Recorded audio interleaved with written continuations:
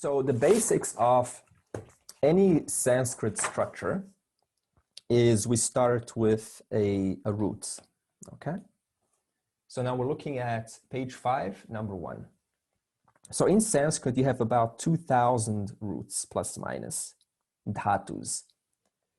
And so for example, let's take the word ram. Okay, so we see several things. Number 1, we see this little tick. Now this tick means it's a root. So what is, okay, now what does root mean? That means it's the basic fundamental word out of which a Sanskrit word is composed. Okay, so for example, what does ram mean? First of all, ram means to be enjoyed, okay, or to be pleased, or to rejoice at. Okay, so let's write ram in the air like this. I want you to write a tick with your finger, tick, and then ram. Okay, this is a memory exercise. Or you can do it in your native language. You can just write Devanagari, ram. Okay, so this is, I want you to remember like this by pointing your fingers and actually writing it in the air and visualizing writing the letter. So what does ram mean? Someone answer me. I told you the answer. Unmute yourself. Ram means, yep. To be pleased. Yep. And to rest. Oh, I also didn't say this. To rest in. Okay, very good. Who said that? Was it God? Who said that? Okay, I don't know who said that, but that was very good. You've been listening. Okay. So ram means to be pleased, to be enjoyed, or to rest in. Now, the next component is we want to create a stem out of this. So we will take just the word, the root ram, right? So let's go back to blue. Ram. Now there's a process which you add something onto the root, which we will learn about when we get to the later lessons. And then you create a stem. So we go plus ya, and then you have ram ya. Okay, so now what are we looking at? What is this ramya? Ramya is a stem. So this is a final word onto which we add a ending. So now we can add an ending. For example, ramyate. So now we have ramyate. Okay, ramyate. So this means is enjoyed. So that's a useful word. So now you can say water. You know, water means jalam. Repeat out loud, jalam. Okay, so jalam ramyate. Now what would jalam ramyate mean? Someone tell me. Unmute yourself. I enjoyed the water. Okay, close. Water is enjoyed. Excellent. Okay, so jalam ramyate. So water is enjoyed. I mean, it literally means is enjoyed. So what if I say, for example, let's expand this. I will say jalam, okay, by me. So the word by me is maya. Okay, so now let's put jalam maya ramyate. What would that mean? Maya means by me. Unmute. Water is enjoyed by me. Good. So jalam maya ramyate. So now we can already have a conversation with our spouse, and we can say something like, hold on, I'll show you. The wife can say, husband is enjoyed by me. So we'll say, so the wife says, pattihi, repeat out loud, pattihi, that means husband, by me, maya ramyate. Okay, so pattihi maya ramyate. Out loud, please. Okay, so husband is enjoyed by me. Sometimes we want to put a na here. Depends on the situation, right? Husband is not enjoyed by me. Now the husband can tease back and he can say, mama.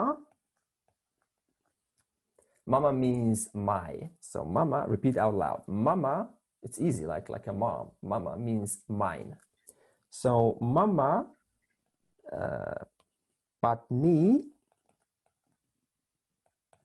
Okay, so mama patni, which means my wife. By me, maya adhya. I should not add adhya, we'll put an adhya there. Adhya means today, okay? Adhya means today. Adhya na ramyate. Okay, so mama patni means my wife. Maya means, repeat out loud. Whenever I say a word, out loud, please. That's because we need to remember. Maya means by me. Adya na, today, not. Okay, adya means today. Na means not. Ramyate is enjoyed. So how do we translate this? Someone tell me, please. My wife is not enjoyed by me today. Excellent. Okay. Now the wife can say something like, Kim, what? And she can say, Jaya. Jaya means what? I will conquer you. And then the husband can reply, Bhavatyaha, Kushalamasti wa, madam, are you feeling okay? Etc. Okay. So this is just a little bit of an idea how to create a word out of a root. All right. And someone asked me the question, is it adhya or is it adya? It's adya, A-D-Y-A.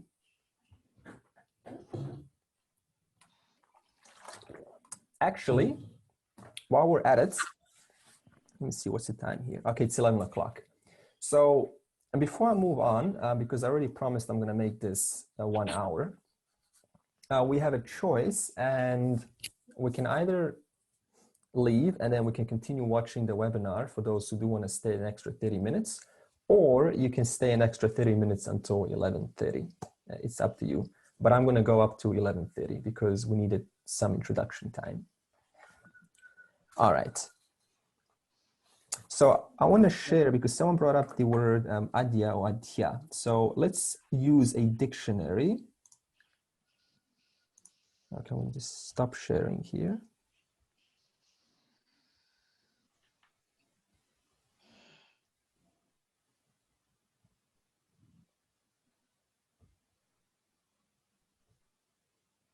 Mm-hmm. Okay. So let's share a dictionary just to give you an idea how to use one.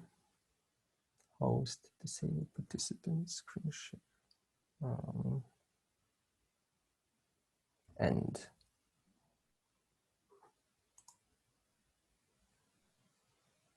Leave meeting. Okay, let's see if I can do this. Host, disabled participant sharing. End, leave meeting. All right.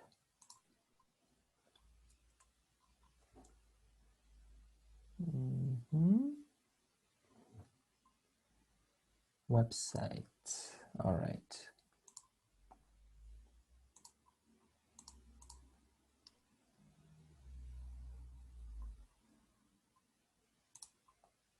Portion.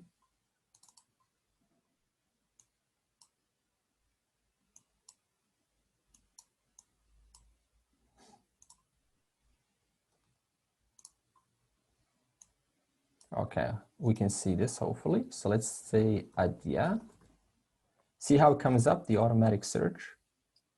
I'll tell you this website on the website references. let's see, today, indeclinable. So I will tell us how to use a dictionary later, but the reason I want, the point is, I want us to learn two principles. First, we need to learn the iast. Iast is when we use these diacritical marks. Hold on 1 second. Okay. All right, so suppose you want to search for knowledge. See these diacritical marks on the top?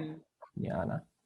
So a Sanskrit in the world of Sanskrit will basically consist of the Devanagari and the Iast words.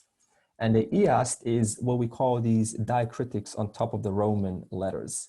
So I need you to learn both so that when you do use the dictionary, you can easily find a word. And if you want to do the Devanagari, then you can say same thing, Nara. So it comes up, Nara man. Okay, because a dictionary is going to become an extremely important part of your Sanskrit career, considering how many words there are. And I've researched many websites, and this is one of the best ones, which immediately tells you what the words are, whether it's masculine, feminine, or neuter, etc. All right, so that's a useful resource. Okay, let's move on to chapter 3, because we've done 2 chapters already. And I'm gonna go again.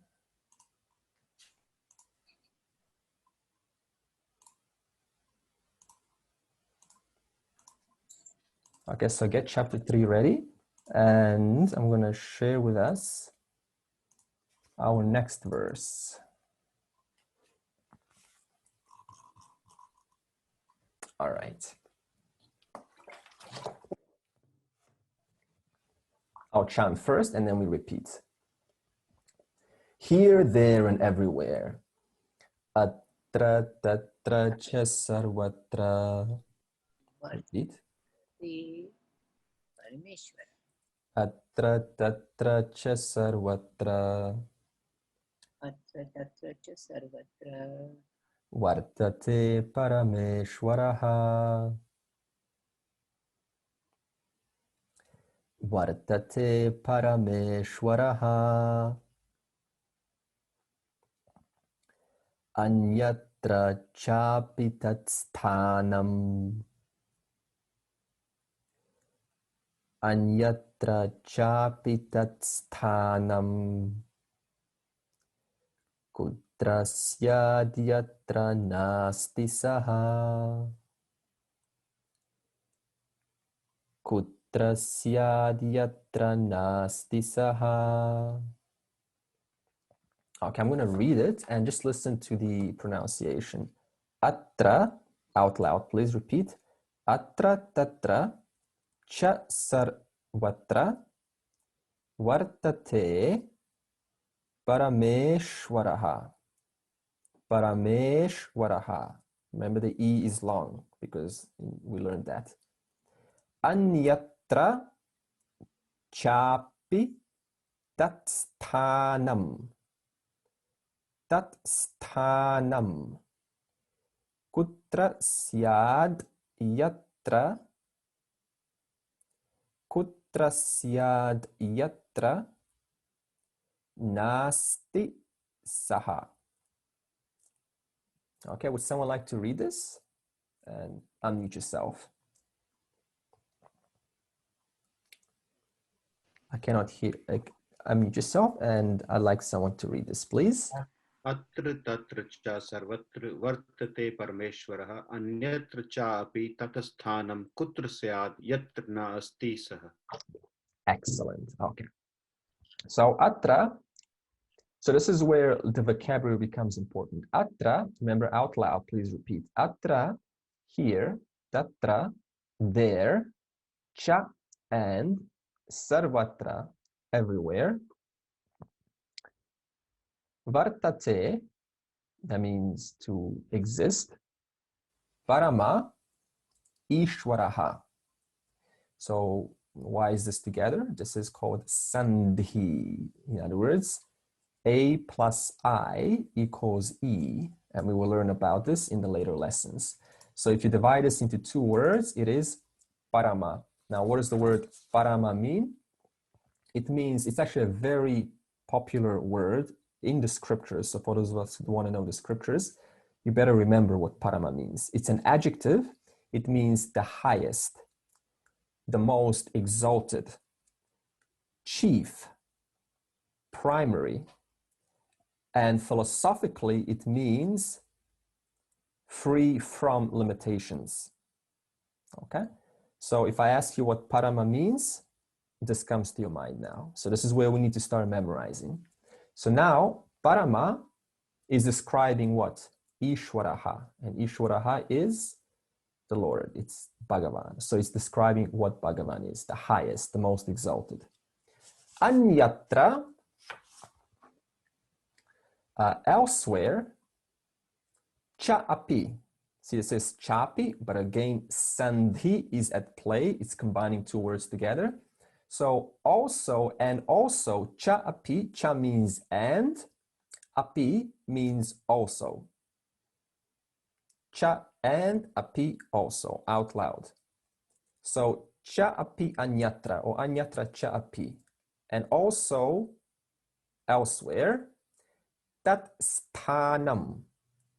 This is a compound called a tat purusha. Yeah, tat purusha. And we will learn about compounds in later lessons. So tat means, not only does it mean that, but it can also mean his, because if it's pointing to that, masculine, then it's also referring to his. So tat sthanam, his abode, or his place. So anyatra cha api tat sthanam, and also his place, tat sthanam, anyatra, elsewhere, is. Now you're asking, where is the word is? Okay, so this is where you need to start writing rules. Rule number 1. If there is no word for is, because it should be asti here, or bhavati, then you assume there is a word asti or bhavati, okay? Otherwise, it's not gonna make sense. And his place everywhere also, you know, it's like the end of the sentence. So you assume the word is. So whenever there is no is, assume is. Kutra syad. Kutra is a question. I mean, kutra bhavatyaha. Where, you know, where, madam? Kutra bhavatyaha asti. So kutra, where, syad. This is perhaps, where they translated as would be, but I just say where perhaps, yatra, where. Now this yatra, that's not a question, by the way. For example, when you say, where are you? That's different from saying, he goes where nobody else went. These are two different wheres, okay? So where perhaps, where he, saha, asti, is, which I just explained earlier, na, is not. Okay, so where perhaps, where he, na, asti, is not. So there's several conclusions we can draw from this. And the first is the order is different than in English. In English, it would be kutra, where perhaps, where he. So this saha means he. Usually we'll put the he in between here, yeah, in English. But you recognize it's at the end. So in English, it would be where perhaps, where not is he. It's totally different from English. So this is where we start to get used to the Sanskrit order. It's not like in English. The word, the verb is usually at the end, or sometimes it's not at the end, because asti is the verb. It should be right at the end, but it's not. So over time, we will start to get familiar how the sentence actually makes sense while it's still different from English, okay? This will take some time. All right, let's move on.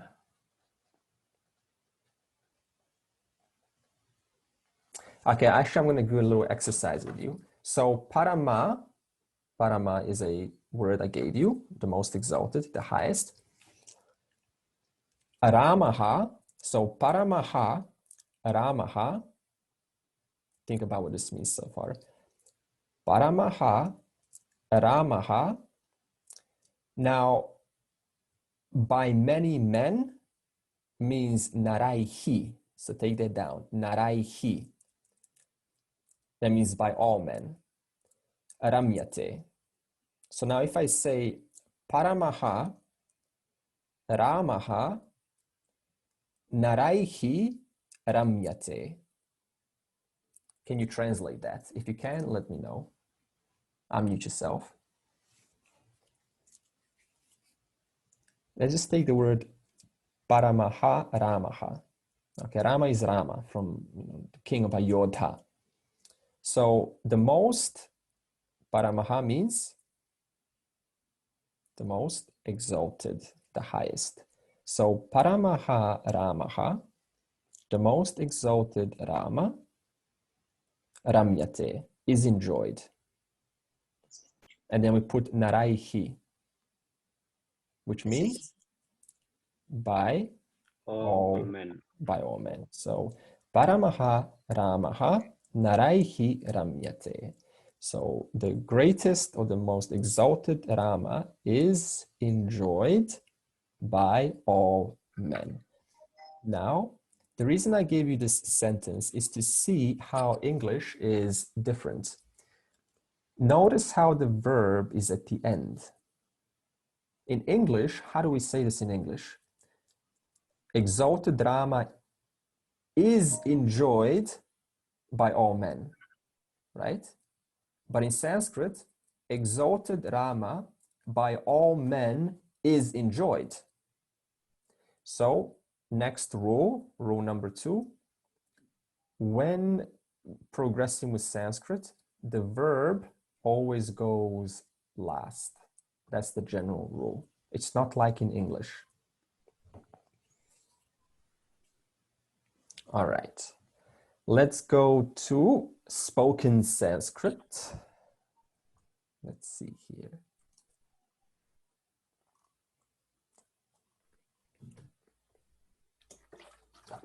I can repeat after me. Namo Namaha. Greetings. That's how we say hello to each other. Namo Namaha. Bhavataha Nama Kim. Bhavataha Nama Kim.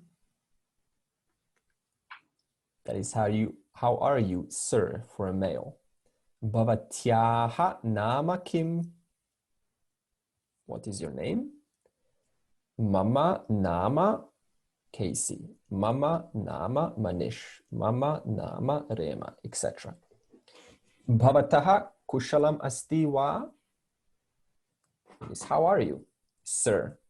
Bhavataha is sir. Bhavatyaha Kushalam Asti Va. Repeat out loud. Mama Kushalam Asti. Nahi Mama Kushalam Nasti. Okay, Uttamam, excellent. We're just doing revision. Shuddham, aspirated DH, please. Shuddham, not shuddham, shuddham. Ashuddham.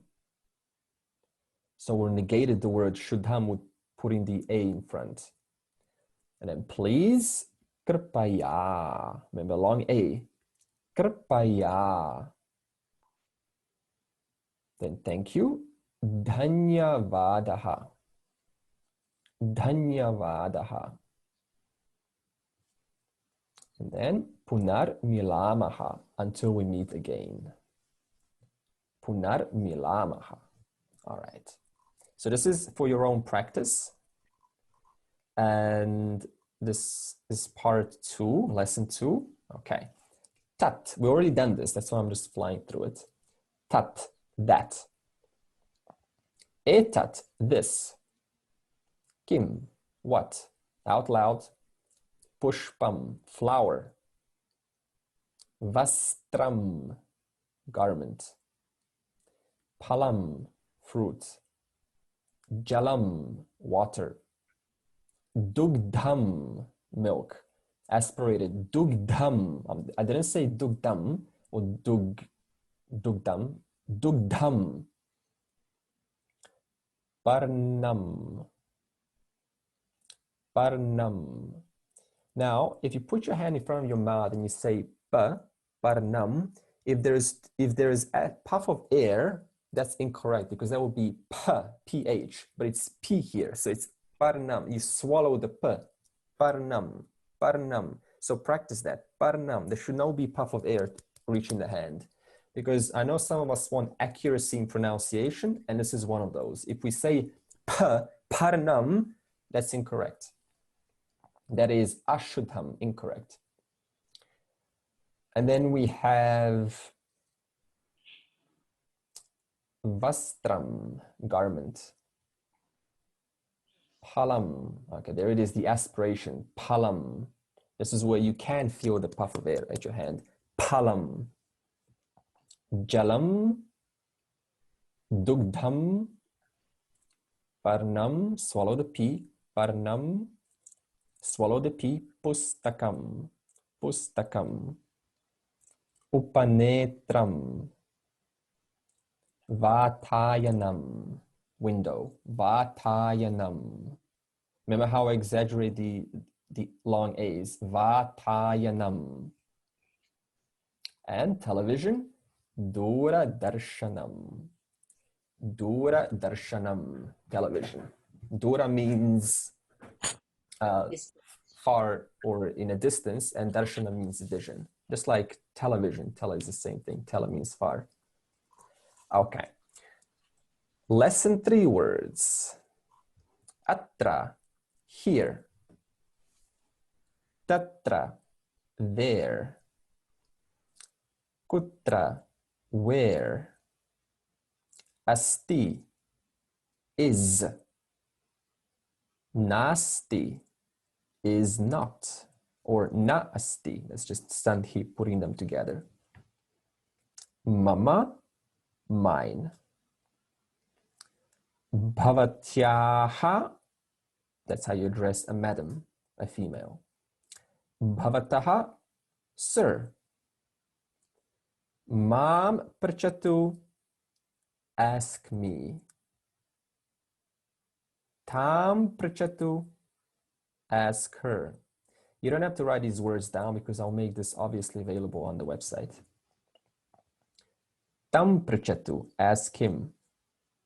So this is a classic example of the difference between long A and short A. If I say tam prachatu, I'm referring to a female.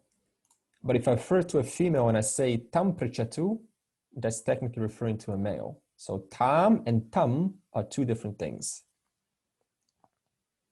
Okay, next week I will put us into groups and we will combine all of these words, because in lesson 4, you can see we combine those words and we get to ask each other questions. So that means we're gonna get to communicate with each other. All right, let's move on. Let's go to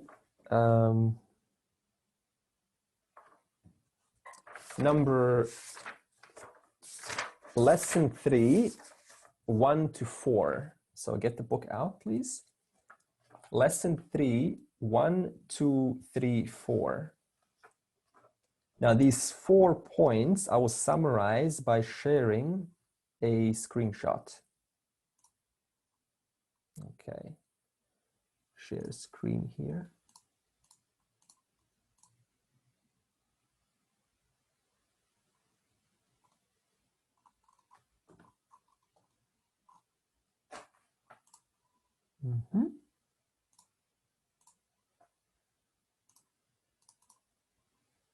Okay. look at this for a while. I'll come back in a second. Summarize quickly this entire alphabet of the Sanskrit.